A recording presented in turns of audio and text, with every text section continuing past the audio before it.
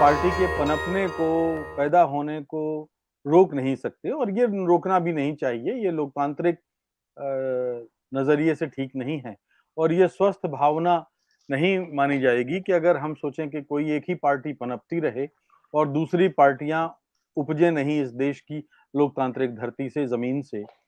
लेकिन दूसरी बात ये भी है कि देखिए भारत का लोकतंत्र एक गुलदस्ता है और हर प्रांत, हर मज़हब, हर जाति का फूल इसमें महकता है। इसी तरह से हर दल को भी अपना चुनावी राजनीति करने का हक है, चाहे वो कितना ही ज़हर फैलाएँ, समाज में कितना ही गंदगी फैलाएँ, लेकिन उनको चुनाव लड़ने से कोई रोक नहीं सकता। तो चुनावी दलों को भी ये आज़ादी है कि वो बस लोकतंत्र के यज्ञ में अपनी आहुति दें अनुष्ठान में।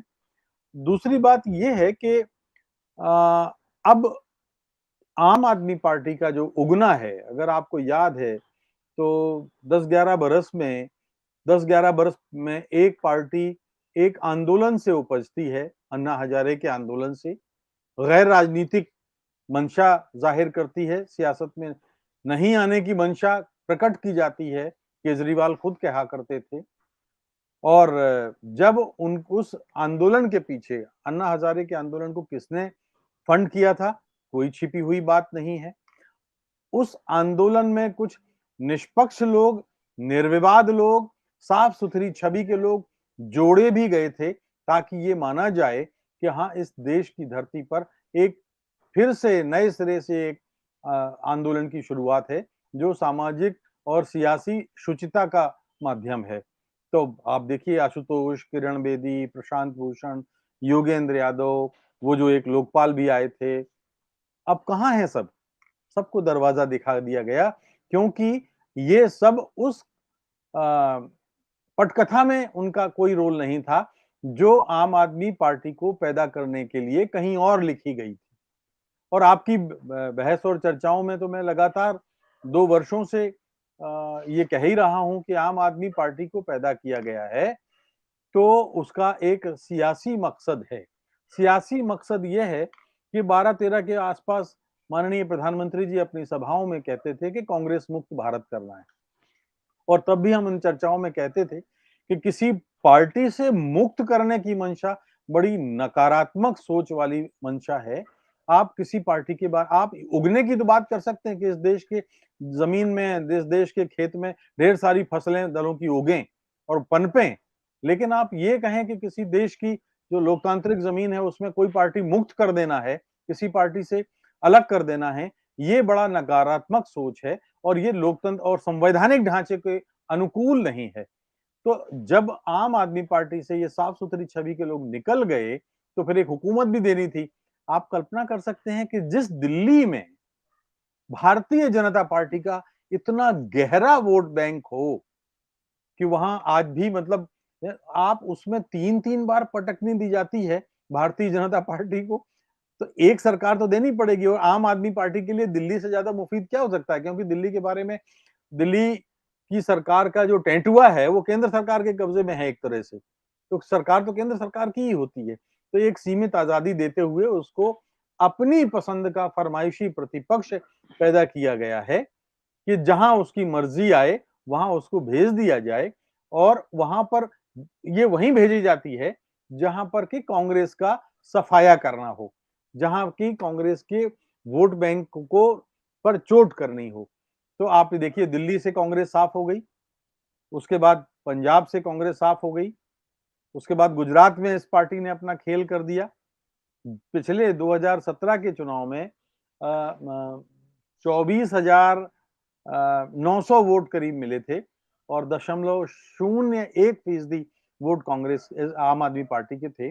12% वोट पे इस चुनाव में आ गई। तो 12% वोट में भारतीय जनता पार्टी का तो नुकसान नहीं हुआ, उसका अपना वोट बैंक मजबूत हुआ और कांग्रेस को जो नुकसान करना था, जो डेंट करना था, वो उसको उसमें वो कामयाब रही। अब आप ये देखिए कि जो मध्य प्रदेश की बात आपने कही है, मध्य प्रदेश में बड़ी स्थिति दिलचस्प है। गुजरात में तीसरे दल के, जनता दल के बीज पड़े रहे हैं वहां की जमीन में।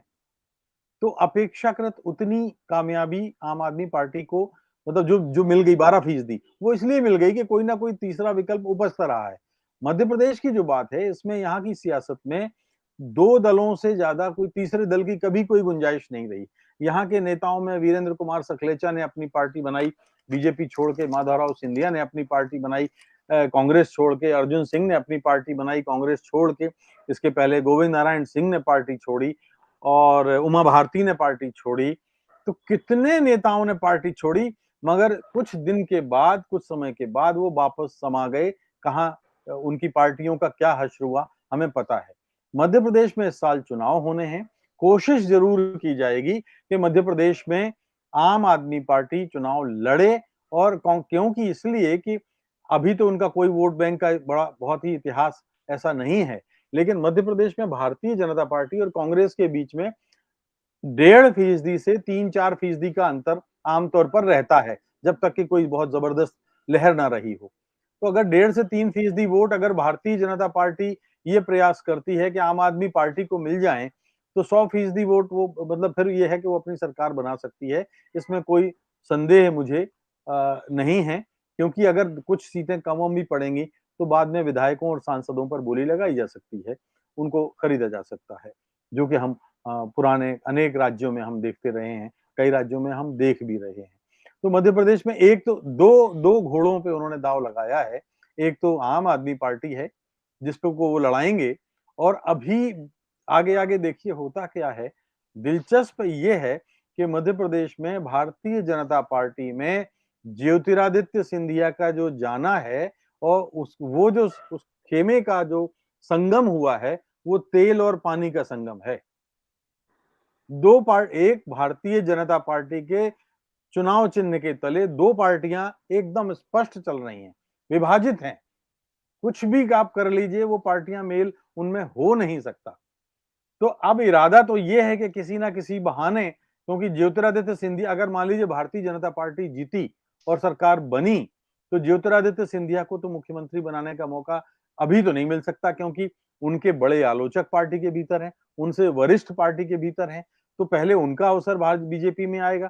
तो एक जो खेल चल रहा है और सियासी गलियारों में जो चर्चाएं हैं कि किसी ना किसी बहाने ज्योतिरादित्य सिंधिया का अपने दल विधायकों को लेकर के एक अलग क्षेत्रीय पार्टी बनाए और बीजेपी का समर्थन दें, उसके बाद वो मुख्यमंत्री बने। तो एक तरफ ज्योतिरादित्य सिंधिया ग्वालियर चंबल संभाग से वोट काटेंगे कांग्रेस के, इधर से आम आदमी पार्टी, यानी पूरा पुख्ता प्लान है।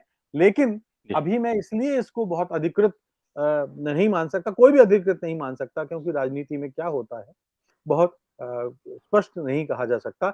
लेकिन हाँ, ये बात बिल्कुल सही है कि ज्योतिरादित्य सिंधिया के लोग बहुत खुश नहीं हैं भारतीय जनता पार्टी की सरकार से, शिवराज सिंह की सरकार से, और एक द्वंद की स्थिति है दोनों धड़ों के बीच में। तो भारत आम आदमी पार्टी की भूमिका आने वाले चुनाव में यही होगी कि वो जिस तरह से उसने गुजरात में, पंजाब में और जहां जहां भी वो गए कांग्रेस को डेंट पहुंचा सकते हैं, वही उन्होंने डेंट पहुंचाया है। और देखिए ताज्जुब की बात है कि ये पार्टी जो है अपना विस्तार, आप हम लोग अक्सर बात करते हैं कि एनसीपी, टीएमसी या समाजवादी पार्टी या बीएसपी 25 से 30 साल हो गए, एक राज्य से ऊपर नहीं जा पाई हैं। लेकिन ये कमाल का संरक्षण है इस पार्टी को कि 10 साल के भीतर भीतर मतलब राज्यों में फैलती जा रही है ये। तो ये कानून में एक भाषा में एक शब्दावली आती है, सर्कमस्टेंशियल एविडेंसेस, प्रत्यय जो जिसको कहते हैं परिस्थिति जन्य साक्ष्य। तो ये साक्ष्य तो ये कहते हैं कि ये जहां-जहां कांग्रेस को, भारतीय जनता पार्टी को कमजोर करना है, वहां-वहां वो जाती है। और जहां अब देखिए, ये वहां नहीं जाती, उत्तर प्रदेश नहीं जाती, क्योंकि ऑलरेडी 2 पार्टियां वहां हैं। ये तमिलनाडु नहीं जाती, वहां पे भी ऑलरेडी 2 क्षेत्रीय पार्टियां हैं। ये बंगाल नहीं जाती, वहां पे भी लेफ्ट और टीएमसी है, वहां नहीं जाती। तो उन प्रदेशों में ये पार्टी नहीं जाती जहां पर 3-3, 4-4 दल हैं, जहां पर उसके जाने को अर्थ नहीं है, ये सिर्फ वहीं जाती है। हाँ, तो ये जो हो रहा है ना, छापे-सापे, मनीष की गिरफ्तारी, केजरीवाल पर हाथ नहीं डालेंगे, ये प्रचार करते-करते ये आम आदमी पार्टी को अगले साल 24 के इलेक्शन तक या इस साल विधानसभा के इलेक्शन तक उस लेवल पे ले जाएंगे कि ये कांग्रेस के टोटल वोट बैंक पर डेंट करे। 12 साढ़े 12 करोड़ कांग्रेस के अगर वोट हैं, तो अगर मान लीजिए अगले साल तक करोड़ 1.5 करोड़ पे भी आ गए, तो ये बहुत इधर का बिल्कुल उधर करने की स्थिति में है।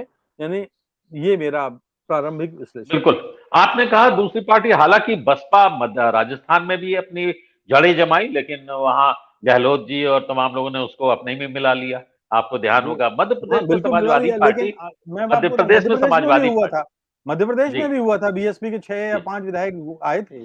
दिग्विजय सिंह जी मुख्यमंत्री थे, उन्होंने भी मिला लिया था और मायावती बड़ी चिन्मयाई थी उससे। तो ये भी हुआ था। एक बेल्ट जो ये यूपी से लगा हुआ है, बुंदेलखंड वाला, हम्म हम्म भिंड से लगा हुआ और चित्रकूट तक, या जी आप रीवा तक मान लें, उसमें जी बीएसपी के लिए और समाजवादी पार्टी के लिए कुछ संभावनाओं के बीज हैं। आपको याद होगा जी सतना से इस देश में बहुजन समाजवादी पार्टी का पहला सांसद जीता था। जी। जी। और बल्कि डॉक्टर सुनीलम जो विधायक दल के नेता थे, कई जी। विधायक थे उस दौर में, ये भी समझ जाते। जी। पंकज श्रीवास्तव जी, मैं आपके पास आऊंगा। दो तर्क हैं आम आदमी पार्टी